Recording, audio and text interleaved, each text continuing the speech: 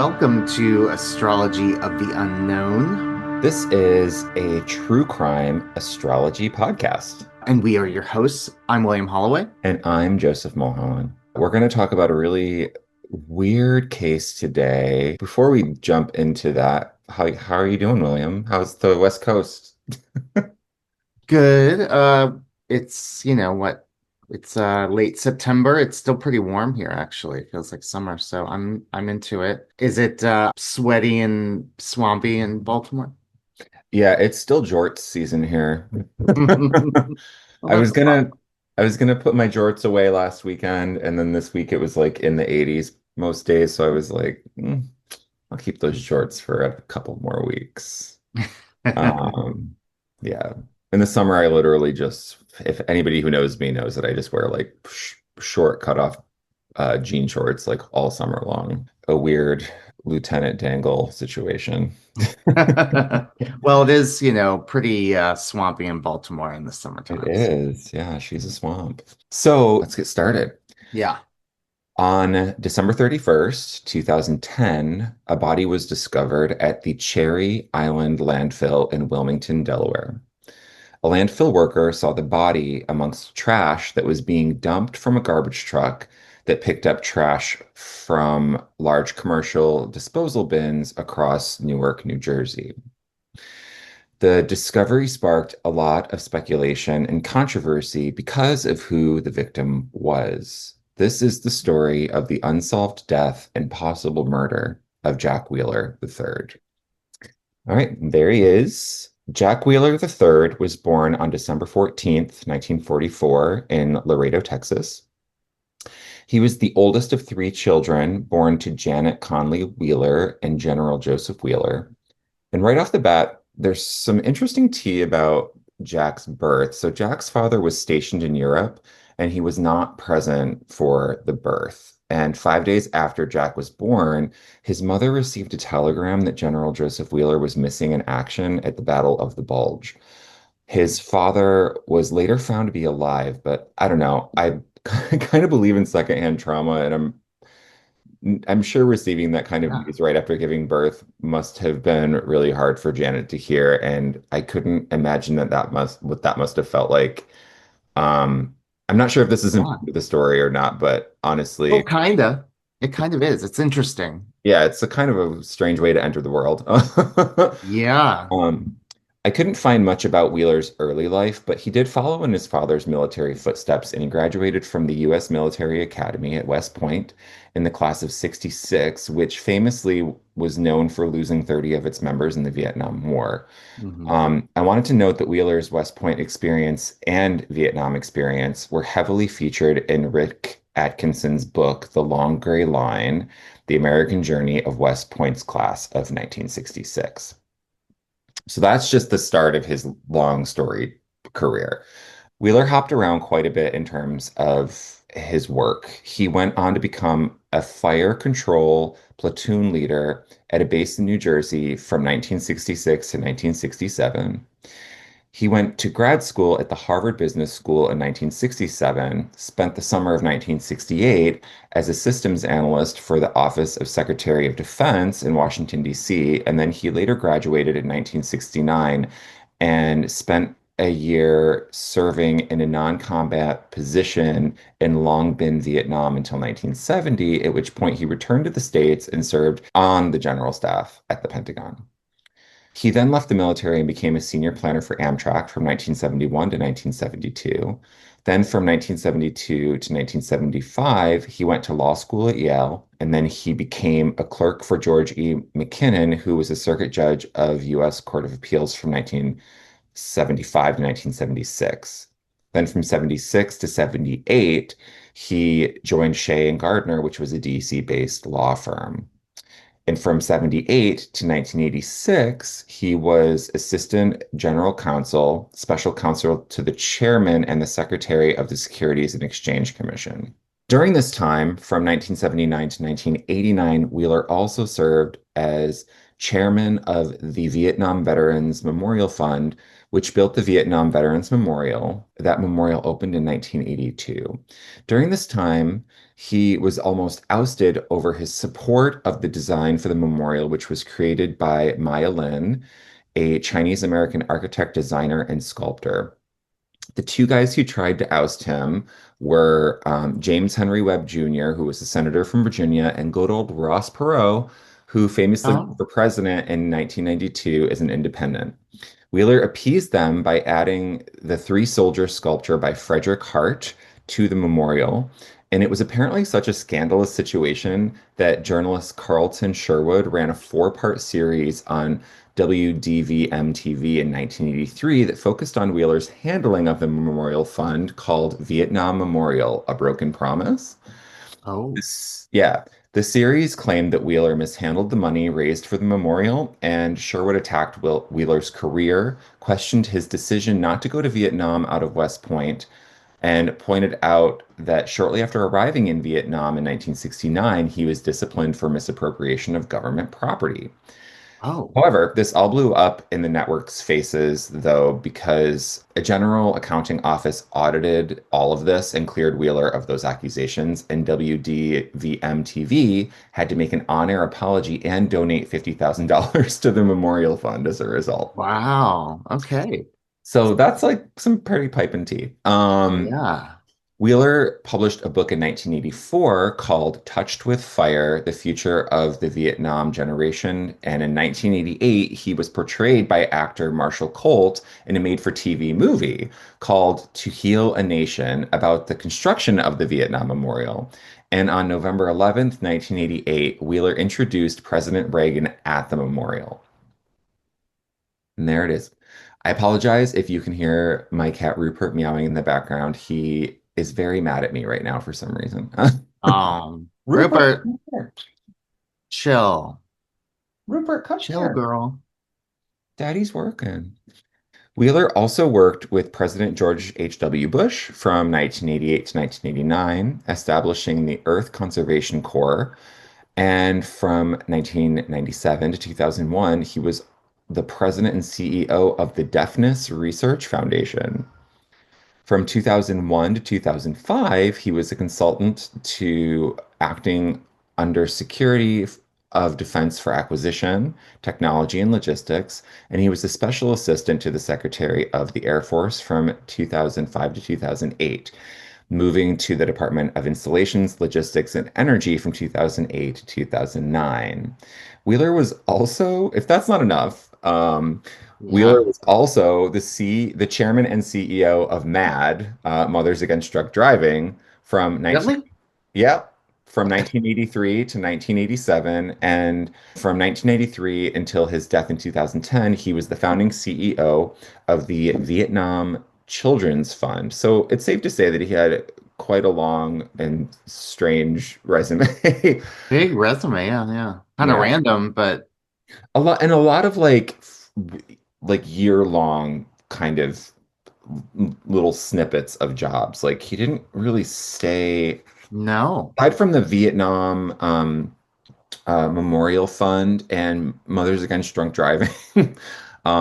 He didn't really he wasn't really anywhere for too long. So, aside from his professional career, Wheeler had two children, twins John the Fourth and Catherine, with his first wife, Eliza Wheeler. The children were born with birth defects, but there isn't much information about them or Eliza. Jack and Eliza later divorced, and then in 1993, he met Catherine Kleiss, who he married in 1997. But in 1995, prior to getting married, Catherine's sister was murdered. Though the case was eventually solved, and they had two stepchildren together. So I'm assuming Catherine had children from another marriage. Hmm. I also want to mention that Wheeler had been diagnosed with bipolar disorder 1, and he was known to have quirky habits and periods of forgetfulness. He had been hospitalized for a manic episode in 2004, and this diagnosis has complicated the investigation of his death because it has opened the door to theories of a potential psychotic break. But let's go through the timeline of his final days and discuss some of the theories of what may have happened. Here is the timeline. So, December 28th, Jack and Catherine were spending the holidays with his family in New York, but Jack returned to work in DC during the day before phone records show him returning to his home in Newcastle City. So, he was home alone. And phone records show him returning to Newcastle City at approximately 5:30 p.m.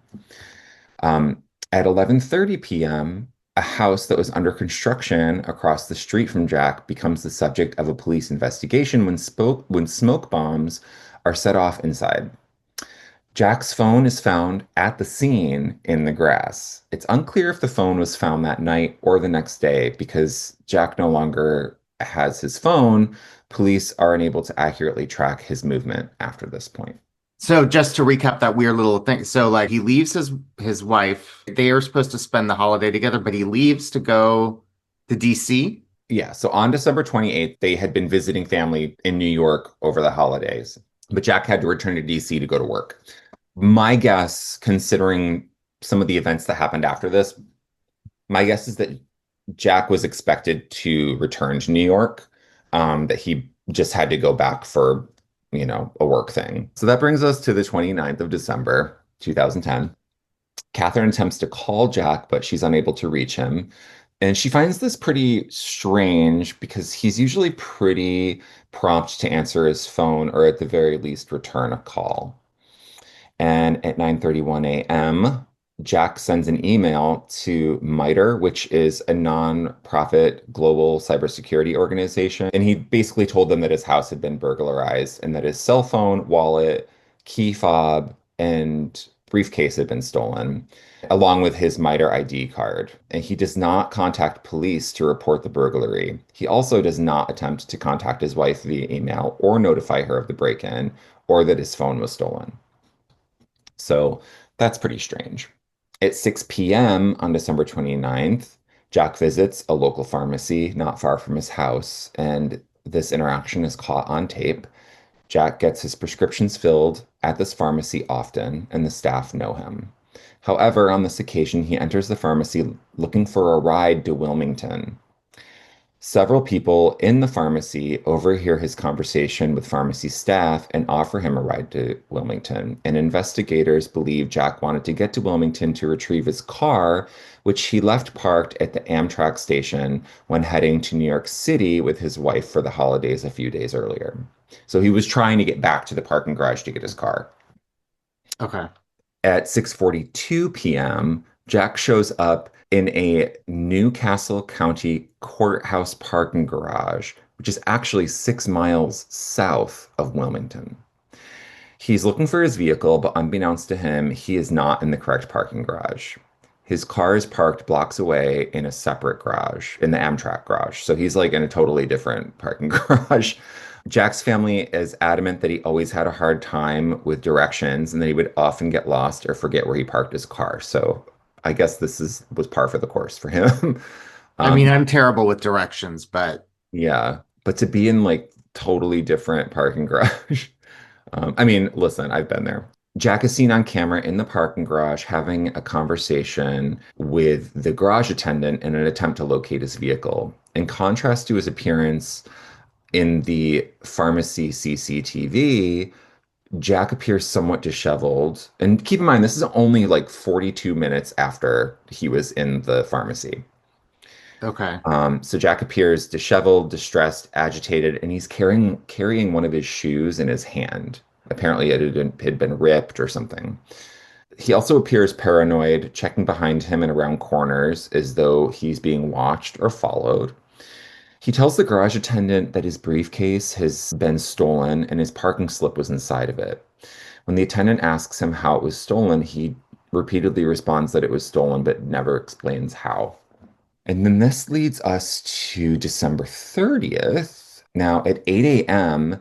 on December 30th, Wheeler is seen buying a coffee from a Subway on Delaware Avenue in Wilmington. He paid using cash that was loose in his pocket. The owner of the store said his clothes appeared dirty and that he didn't have a coat on despite the cold morning temperature. He's later seen visiting a nearby law office, and when he left, he was captured on camera. In the video, it looks like he's trying to hide his face. He's next seen on camera at 3:26 p.m. In the basement of Nemours building. I think that's how it's pronounced. It's Nemours, Hmm. which is an office complex in downtown Wilmington. Aside from the coffee and the law office stops, his whereabouts in the approximately 20 hours since being caught on camera in the garage are unknown. It is stated that investigators later found evidence that Jack may have spent the night of the 29th and part of the day of the 30th in the basement of the Nemours complex. Like I don't hiding or know. something. What did you say? Like hiding or I sleeping. guess. Yeah. Um, I don't know what that evidence is, though. It's not, I wasn't able to find, they just said that there's evidence that he may have camped out there. The Nemours basement is a large complex that includes a fitness center, a maze of hallways, and employee locker rooms. Jack is not known to have a connection with the building or the people who worked in it, aside from a single appointment there years earlier, which is so strange. Jack seems less shaken than the night before, but his behavior is still fairly erratic. It's believed that he was attempting to lay low or hide from someone by staying in the basement, but there isn't any evidence to support this. It's purely speculation based on his appearance. At 8:39 p.m., Jack is caught on camera leaving the Nemours building, now wearing a black hooded sweatshirt as opposed to the business clothes that he had been wearing the night before. He has never been seen in the possession of a second set of clothes before this time, and it's possible that he may have broken into one of the employee lockers in the basement and just grabbed some clothing. Hmm. At 8:41 p.m., Jack appears on camera in the valet section of the Hotel DuPont, walking with hood up over his head past the hotel before continuing down the street. This is the last known footage of Jack alive. It was later determined at approximately 11 p.m.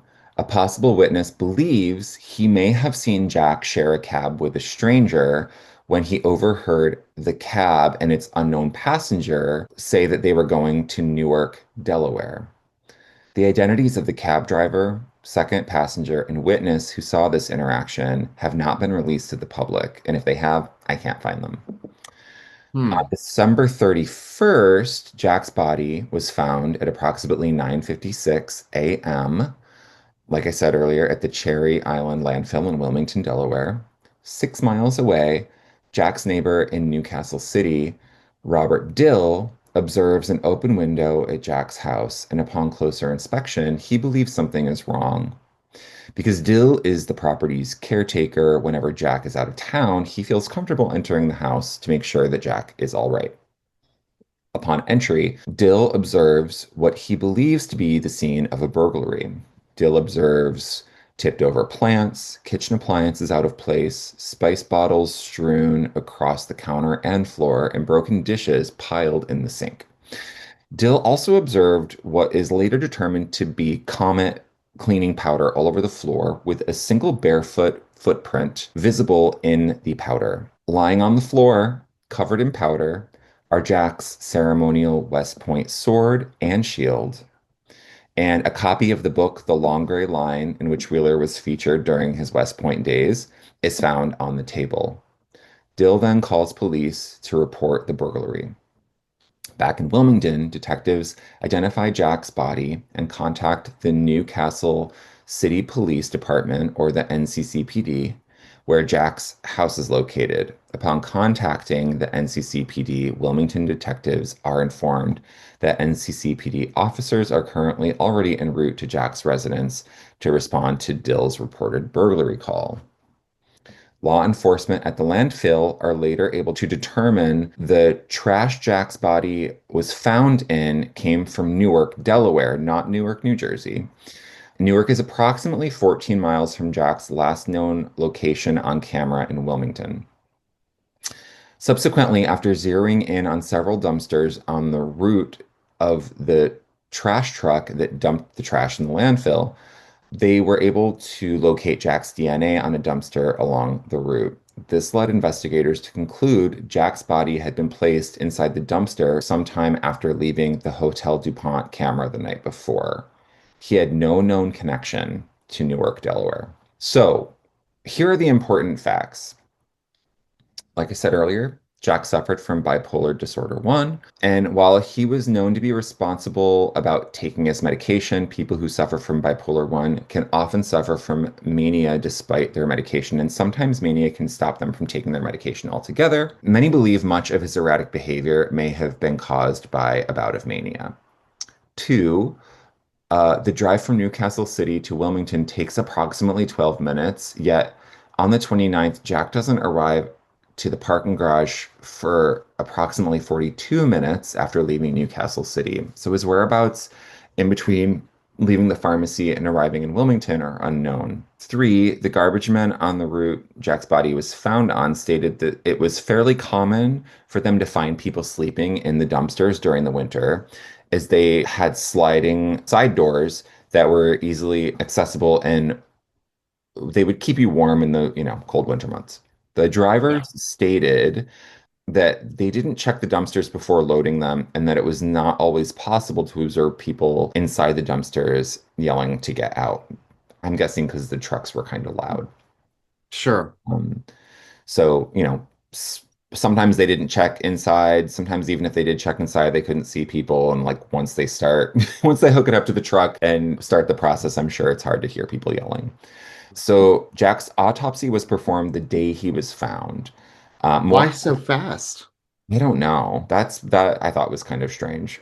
So the autopsy lists a number of severe injuries, including a collapsed lung, broken ribs, swollen lips, which is a weird. That's like a Sorry, I didn't weird. mean to laugh. I just that Yeah, I don't know. And an external neck injury, lacerations, and more. The official cause of death is listed as blunt force trauma, and the manner of death is listed as a homicide. There are also some conflicting reports as to whether Wheeler suffered a heart attack. So he was only wearing one shoe when his body was found. He was also found with an undisclosed amount of money on him. He still had his valuable West Point ring and Rolex watch on him. One source stated that his wallet was found on his body despite him having reported it stolen, but I can't seem to find a corroborating source.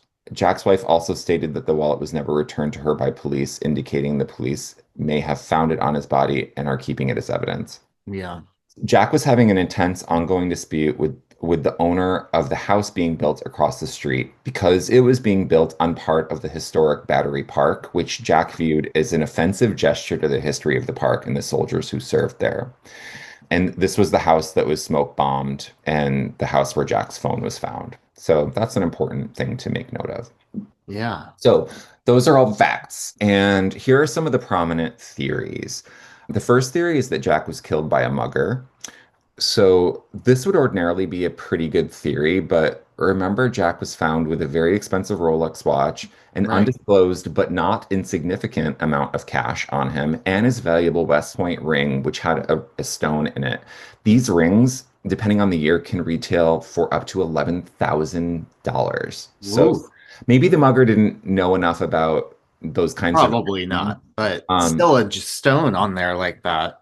yeah, it still doesn't make sense that you know, Why would someone mug someone?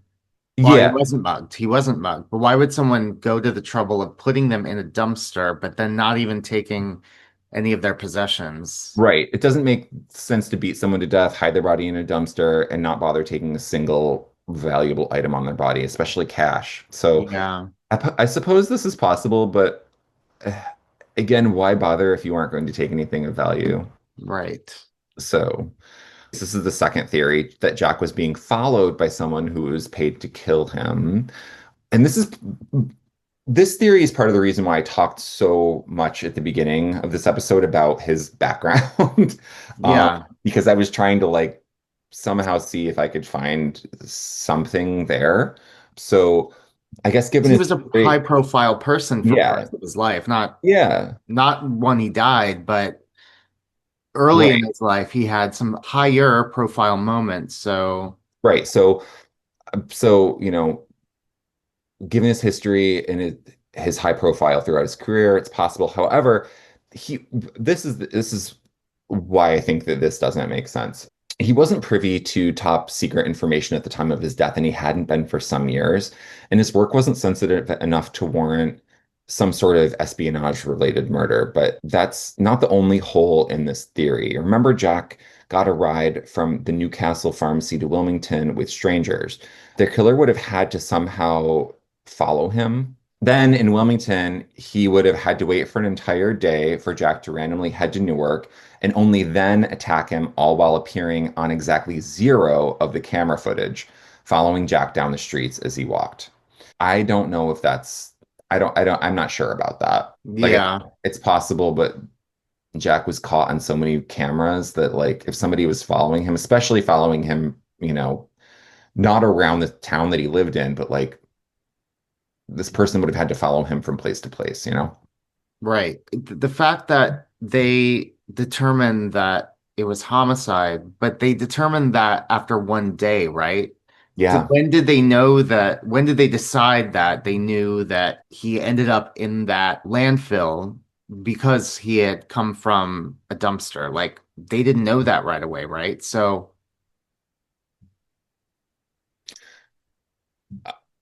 I don't know. Everything that I'm reading suggests that they did know that he came from a dumpster. I don't know how long it took them to determine that, but like I said, you know, they they were able to find a dumpster with his DNA on it, and that's how they determined which dumpster he was in.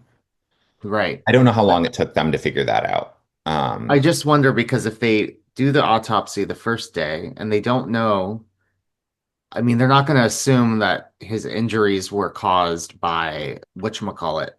You know what I mean? The trash compactor. The trash compactor, right? Like that's not on when you see injuries like that, they're probably first thinking that somebody did this. Right. That's why I was wondering because but then you would think they would change their I don't know, do they go back and do they change the cause of death after the fact or Well, the but first here's the the thing job is is that done? But here's the thing is that they knew that he was in the garbage truck because a landfill worker saw him fall out of that's how he was discovered. A truck came and was like dumping trash Oh, okay. landfill, and a landfill worker saw the body fall out of the truck. So they knew he had been in the truck and the trash compactor is in the truck. So Right, right, right. they Okay. had to have known that his injuries could have been explained by the trash compactor, but I don't know. I have no idea. Yeah, So, I just find it odd that they determined that it was yeah, homicide. That's all. me too. So, the third theory is that Jack was murdered over the dispute with the neighbor across the street. And just like with the contract killer theory, the killer would have had to follow Jack all the way to Newark and then beat him to death. Right. And Over Jack getting his panties in a bunch about yeah. being built on Battery Park. And Um, how do we know that so why okay, when were the smoke bombs? Like was that The how smoke bombs were the night of December 28th. so he was in the house that he would have been around. Jack was around that night. Yep. Okay. Yep. So it's Um, very possible that he set the smoke bombs and then went to the pharmacy to get out of town to get his car and maybe. then maybe. Yeah. Okay. But I think Jack Wheeler had a mental, this is what I think happened. I think that he had a mental health crisis due to his history of bipolar 1, which could have led him into harm's way and caused him to engage in some erratic and unexplainable behavior, which is corroborated by the camera footage that we see and some of the testimony that we have from witnesses. Yeah. It's highly likely to me that he crawled into a dumpster to stay warm because he didn't have a jacket on and he was only wearing one shoe. If you're in the midst of a mental health crisis, like you don't think very clearly. I think his injuries are the result of the trash compactor from the garbage truck that was used to crush trash. That's not a very exciting theory, but I'm honestly not sure what else would make sense considering no one else is caught on any of the security footage available. I just don't think that there's enough evidence to support any of the other popular theories. But that is the unexplained death of Jack Wheeler III from a, timeline perspective. So now I'm going to hand it over to you. I've talked enough. And I want to know what you think. I'm like super duper curious to know. We're going to look at the astrology of this and see if we can come up with a more definitive idea of what we think happened based on what we're looking at here. So, we are looking at the event chart, which is the last seen moment of Jack Wheeler. I went with this December 30th, 2010 at 8:42 p.m. in Wilmington, Delaware. That's the last known seen on footage. Right. I did not consider that other person because there was no corroboration with that. Yeah. I'm going to read the chart for those who are just listening and not looking. So the ascendant ruler is going to be the victim. So that's Jack. And then the descendant ruler is going to be the perpetrator, if there is one. The ascendant is Leo, and the sun in Capricorn being related to government. The sun being in the fifth house, this is interesting to me. There's a whole bunch of stuff going on in the fifth house. In fact, the sun is surrounded by malefics. The sun has Pluto on one side and Mars on the other. This is like being surrounded by a violent mob almost. It's aggressive. So if we want to go with the angle that another person that caused this, then we would think, okay, maybe like underground crime, someone very powerful. But in general, when the fifth house is heavily afflicted like this, that can indicate a crime of passion.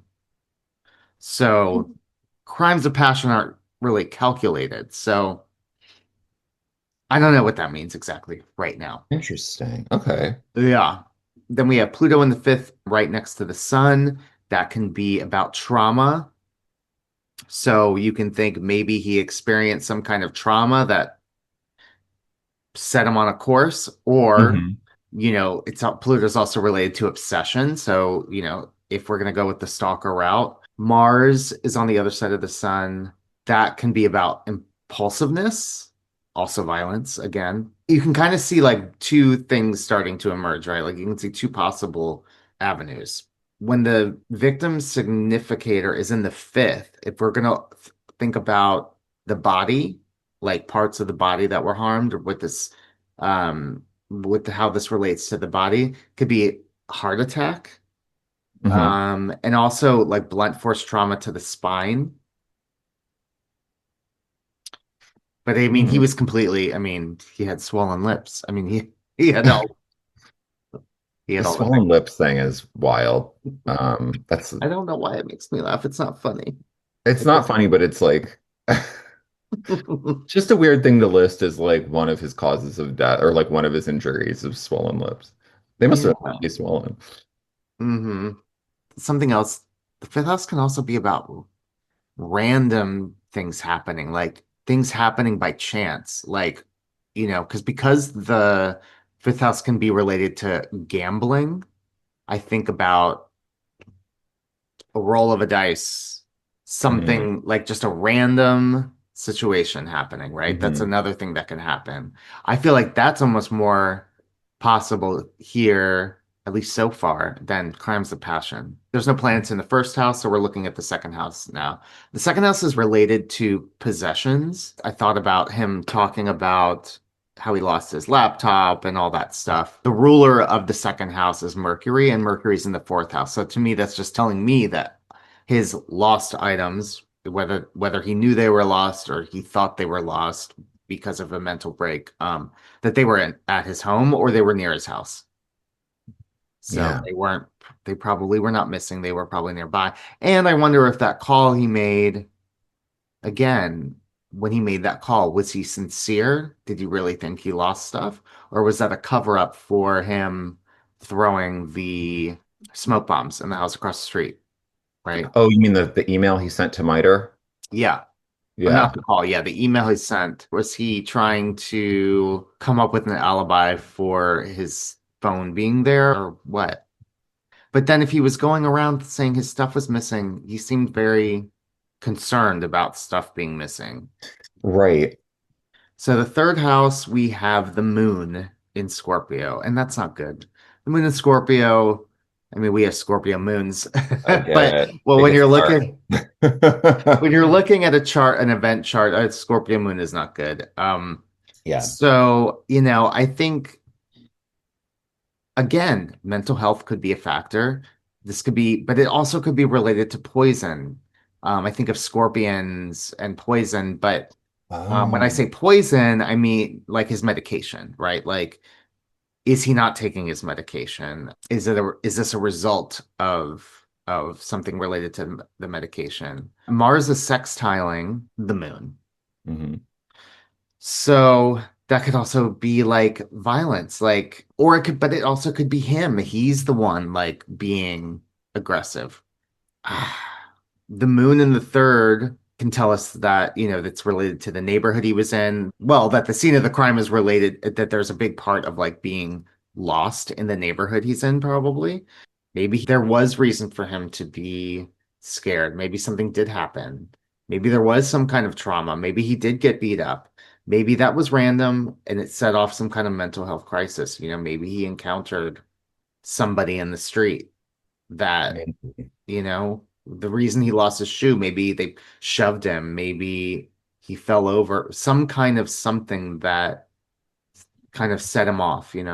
He was walking around with one shoe on December 29th. There was a report that his shoe like tore or like had like a slice in it and that he couldn't wear it anymore. But that happened sometime between when he was in the pharmacy and when he showed up in the parking garage on December 29th. So it happened sometime within that 42-minute period between Right. 6 o'clock and 6:42 p.m. on December 29th, while he was being driven to the parking garage by the person who was at the pharmacy. So he was walking around with only one shoe, like right from the get-go. Um, Right.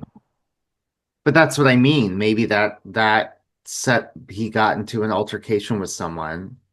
that might make sense because like I said, it only takes 15 minutes or something like that to drive there, but there was 42 minutes worth of time that are unaccounted for. So maybe he got dropped off and like immediately, and there was a kerfuffle. Yeah. Yeah, so that's a possibility, right? Like maybe we're not talking like stalking, but like Mhm. an aggressive encounter that set off some kind of trauma response. So let's look at the fourth house. Okay, so the fourth house, we have Venus and Scorpio right on the IC. This tells me this, I wonder. This is why I asked about him when he left.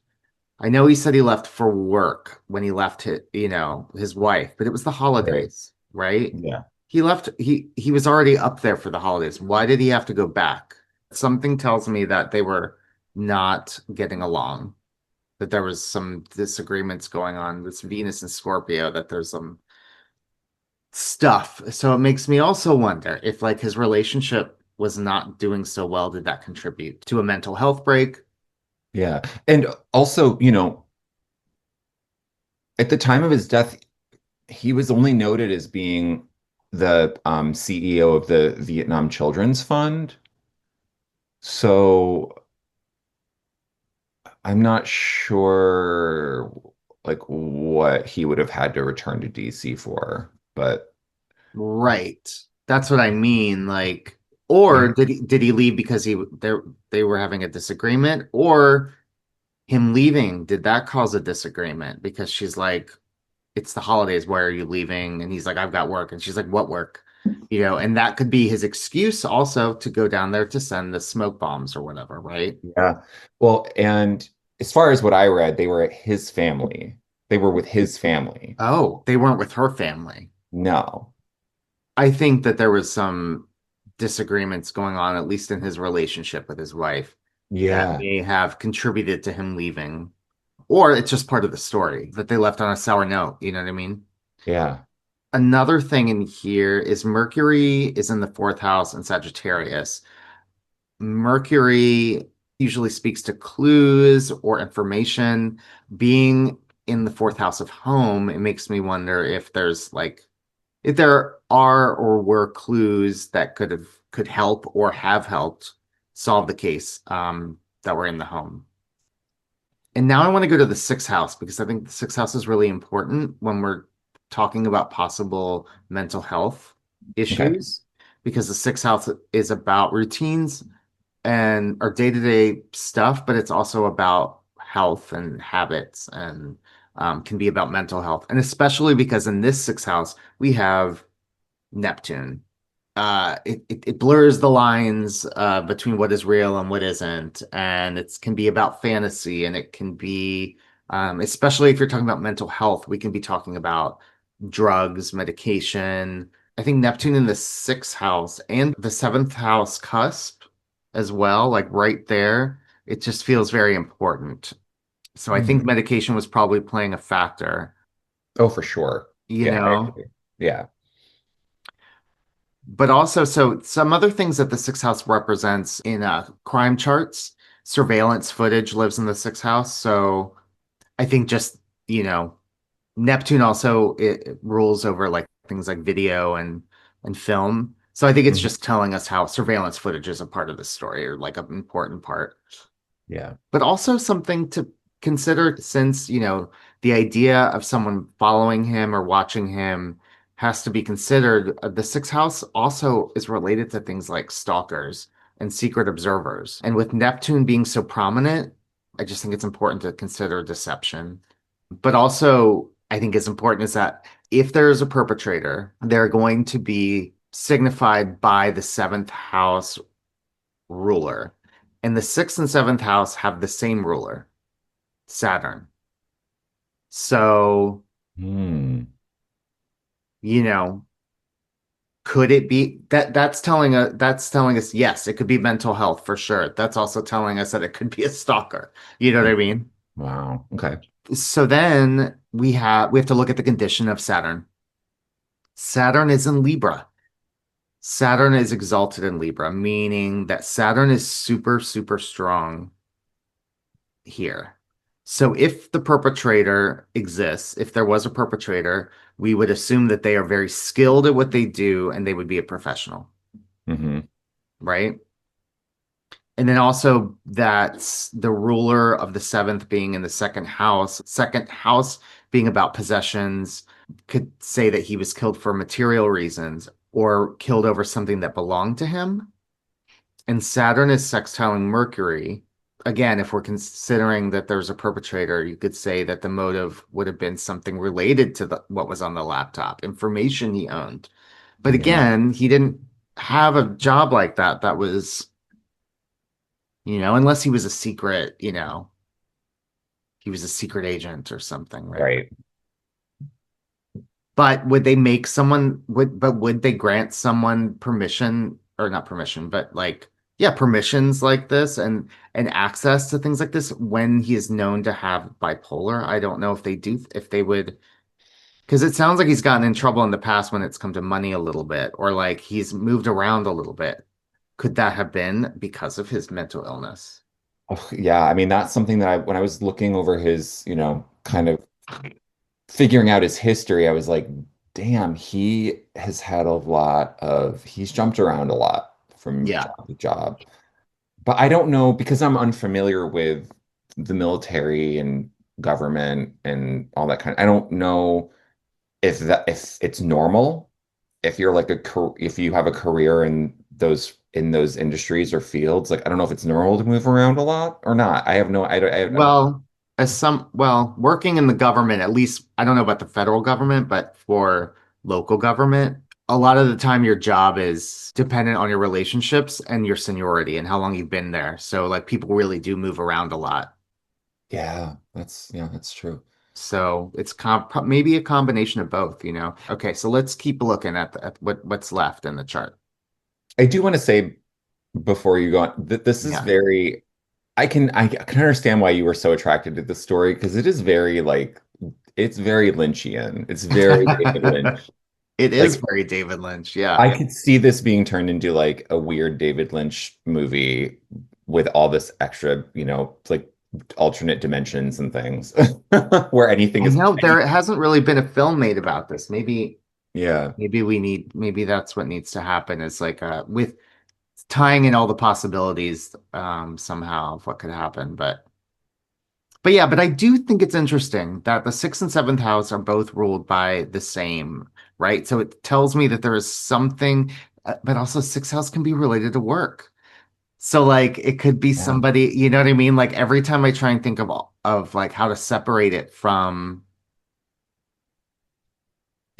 like there is the angle, the mental health angle. Like that could totally be it. But then I also see something related to work. Okay, but here's something. Okay, here is something though. It's important to look at what if Saturn is making an aspect to the sun, meaning Jack. So if they're aspecting each other, it would tell us if they know each other. And Saturn is not making a very strong aspect to the sun. So that tells me that if there's a perpetrator, he wouldn't know the person, Yeah. right? So it would be a hired person, right? Again, Saturn being super strong. That could also point to the garbage truck operator who didn't know that there was somebody in the back of the truck Yeah, that he was about to crush, you know? So like, right. And, Saturn and Libra being super strong, garbage trucks are very, very strong. mhm, So, but here's another twist. okay. Now we're going to look at the asteroids and the fixed stars. There's a handful. There's not a bunch going on, but they make it a little more complicated. Okay. I love when you start talking about the asteroids. I know. All right, so here we go. So that Saturn, which remember is represented by the killer, Hmm. if there is one, is sextiling Mercury, and Mercury is conjunct an asteroid named Zion or Xeon, which is it's spelled Ixion, Eon, Okay. Xeon, and that asteroid is often associated with murder. Oh, Yeah, and so the fact that Mercury is about communication, um, and Saturn is about limits, it feels like it's like about like, this could be about shutting him up. interesting. Yeah. And then Saturn is also squaring Mars. I mean, that's something else I forgot to say. That's just, that's Saturn squaring Mars at a very tight, pretty tight square. Aggression, that's like aggression. That's like male aggression. Hmm. Yeah. And then it's also important to look at the modern ruler of Aquarius. So that seventh house is associated with the possible killer. And then the modern ruler of Aquarius is Uranus, and Uranus is conjunct Jupiter in the eighth house. Okay. And so if Uranus is related to shocking events, Jupiter is related to over the top, like almost like um ridiculous, like just like extreme things, right? Hmm. So, I mean, that could point to just the extreme way that he died, being that he was Yeah. crushed by but then at the same time, there's an asteroid directly across from this conjunction. So there's an asteroid directly across from this Jupiter and Uranus conjunction called Silentium. And notice the word silent is in there. Silentium. Oh. Yeah. This asteroid is often seen in cases of murder committed to silence people when Oh, someone wow. has information that others want suppressed. Interesting. Yeah. Or did he come in contact with an unwell person in the street? So then it's Yeah. like unwell person against another unwell person, and that person wanted to silence him because they didn't want to hear his mouth anymore. Or so you know what I mean? Like, I have pronunciation for that other Ixion. oh, Ixion, Ixion, Ixion. Ixion. Okay, thank Yeah. you. Ixion. Ixion. Anyway, All right, um, so there's a couple more things before we wrap up and come up with our final conclusion. So, right on the ascendant in the first house of Leo, which is, related directly to Jack, there are two fixed stars. One of them is called Edaphra. It's associated with explosives, fire. So I think this is just and deceit and crime. I think this is just telling us that this is that a part of the story is the fact that he was setting off Mo- smoke bombs. yeah, most likely it Yeah. was setting off smoke bombs. So the other fixed star on the ascendant is called Algebra, and it's associated with the military and Whoa. being killed by a fellow soldier. Whoa. So I don't this does wasn't directly about the military because he wasn't in the military anymore, but I don't know if this is telling us something about the fact that he had been in the military and as part of a story, or if this is related to his military.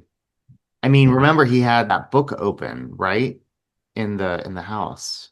Yeah, it was just laying out. Yeah. All right, two more fixed stars. There's a fixed star conjunct the moon in Scorpio called this fixed star is called the South Scale, Okay. and it's associated with obstruction, violence, illness, deceit, and disgrace. Hmm. And then the last one, there is a fixed star conjunct Saturn and Libra called Merga, Merga, Okay. and it's associated with the power behind the throne. Ooh, interesting. Okay. Huh. What do you make of all of this?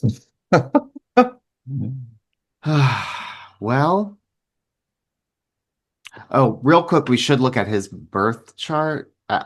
There's literally just like one little thing because we don't. I just think it's fair to always look at. Sure. So this is real quick. This is his birth chart. Obviously, we don't have the time. I set it for 7 a.m. for this one because it was Midwest. Hmm. Um, he was a Sagittarius. He also had a Sagittarius moon, so he was born on a new moon. And Mars was in Sagittarius, which is interesting. But that also might say something about his military experience. And if you put the last scene chart over his chart, two things stand out to me that the sun was conjunct his Mercury. Hmm. So there was a highlight on mental things, his mind, and Mars was in Capricorn conjunct his South Node. Hmm. So, something from the past, also just like accidents or coming into some kind of violent encounter being your end. So again, this doesn't really give me a whole lot more. It just kind of reaffirms everything we've already been saying. But yeah, what do I think happened? Yeah. Well, I think there's a small possibility that he was murdered by somebody that because of something from the past, because of information, maybe he was a loose cannon because of his mental illness, and that was a reason. Maybe. Um, I do think that he came into some kind of physical altercation. I don't know if we're gonna say it was mental health stuff. I do think that he did still come in contact with someone, and there was a fight because he was, you know, Yeah. talking to the wrong Well, person. But as far as the medication thing is concerned, it is interesting to me that he, was at a pharmacy. It almost makes me wonder if, like, maybe part of the reason he went back was because he ran out of medication. And so he had to, like, go to his pharmacy to get, I don't know. maybe that was the original reason he went, and something happened on the way there. Yeah. I don't know. But maybe him being out of medication, like maybe he was out of medication for a couple of, this is all speculation. Like Yeah. we don't have any proof. Entertainment purposes only. Um, but that could be a part of it. I really don't know. It's just like, this is one of those things, just like the Ray Rivera case, where it's just like possible mental break, weird activity taking place right before the death, like weird changes in someone's demeanor. Yeah. Um, it's just it's very similar, very similar. Is, although he had a known history with mental illness. Right. Yeah. I'm gonna go with I think that this was related to his mental state and that it was an unfortunate series of events. I think that maybe, the fact that I do think he went back home because he planned on setting off that smoke bomb. And maybe the Yeah. fact that he did that kind of freaked himself out, and that might have set him in a mental health spiral. Um, that led him wandering the streets and led to him getting into a physical altercation that then probably further messed him up mentally, and he was lost and Yeah. ended up in a dumpster. I I have no doubts that he's the one who set off the smoke bombs. Like Yeah. I'm pretty sure that that was him. I mean, the fact that his phone was found at the scene of the crime, yeah. I don't know. And maybe he like ransacked his own house to make it look like a like maybe he ransacked his own house to make it look like a burglary that could have been associated with what happened across the street. Right, there's a burglar in the neighborhood and they're messing up their house and they must have gone across the street and that's. Right, like kind of as a way to eliminate him as a suspect. Like, well, my house was vandalized too, you know? Yeah, right. Um, but yeah, maybe something maybe doing that kind of triggered him. I don't know. Yeah. Triggered his bipolar. I really don't know, but I agree with you. I think it was a mental health situation. I'm not going to discount the fact that he could have had a physical altercation with someone that could have left him with some injuries. Maybe he was thrown in the dumpster. Maybe he crawled into the dumpster to like get away from whoever attacked him or whoever he had a physical altercation with, if that's what happened. Or to Um, warm up because it was so cold. yeah, I mean, he was walking around with one fucking shoe on and no jacket. Yeah. Maybe the answer is like more simple than we think. Usually is, right? Yeah.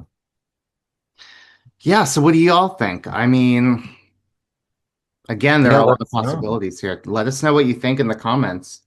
Yeah. Thanks for joining us on another strange adventure.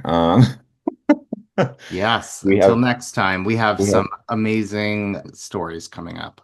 oh, we sure do. And if you guys have any unsolved cases that you would like us to look into, let us know and we will look into them. We have a lot more episodes coming up. And if anybody has a good tagline for us to end this podcast on, let us know. Until next time, everybody. Yeah. That's what I keep saying. Keep your powder dry. Keep your powder dry.